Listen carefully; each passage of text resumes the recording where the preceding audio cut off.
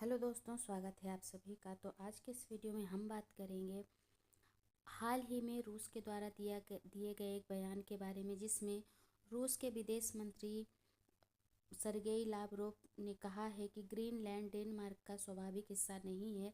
इस मुद्दे को और भी गर्मा दिया गया है उनके इस बयान के बाद से।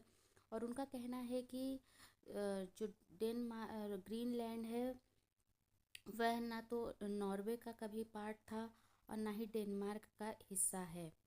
इस लेकिन लोग वहाँ पे रहते हुए इसके लिए सहज महसूस करने लगे हैं। और आगे उन्होंने कहा यह एक औपनिवेशिक विजय है। ग्रीनलैंड के बारे में उन्होंने ये कहा।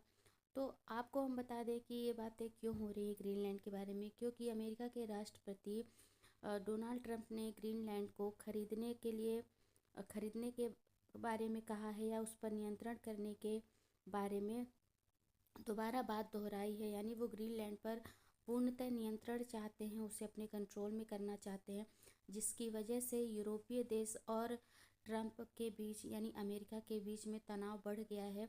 और उनके बीच में कई सारे जो वॉर हैं वो भी मतलब कोल्ड वॉर कह सकते हैं या फिर जुबानी जंग कह सकते हैं, वो चालू हो गया है।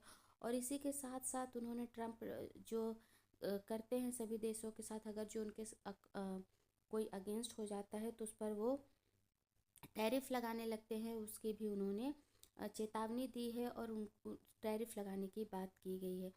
तो ये सब चीज़ें क्यों हो रही है? क्या पहले जैसा ही होने को है?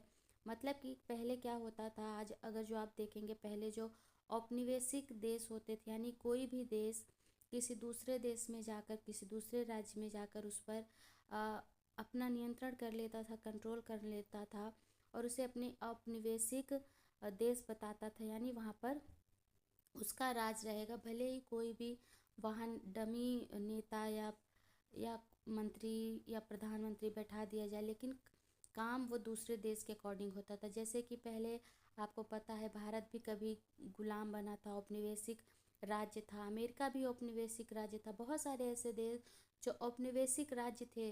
तो क्या उसी दौर को वापस लाना चाहते हैं ट्रंप, जब जब उस दौर में औपनिवेशिक राज्य बनाए जाते थे या एक देश दूसरे देश पर कंट्रोल करता था? तो ये इसी वजह से यूरोप और अमेरिका के बीच में बहुत ज़्यादा जुबानी जंग स्टार्ट हो गई है और उनके बीच में इसके लिए मतभेद भी स्टार्ट हो गया है। और उसी के दौरान अब रूस के राष्ट्रपति सरगेई लावरोव ने भी ये नया बयान जारी किया है कि ग्रीनलैंड ना तो नॉर्वे का पार्ट है और ना ही डेनमार्क का पार्ट है। तो और उनका ये भी कहना है कि रूस का कोई भी इंटरेस्ट नहीं है उस द्वीप पर कब्जा करने की, यानी वो इसमें बिल्कुल भी इन्वॉल्व नहीं है।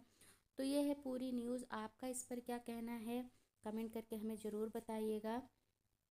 और इसी तरह और भी नए नए टॉपिक को समझने के लिए हमारे चैनल को सब्सक्राइब कर लीजिए और लाइक और शेयर भी कर लीजिएगा और बेल आइकन का बटन दबाना बिल्कुल भी मत भूलिएगा।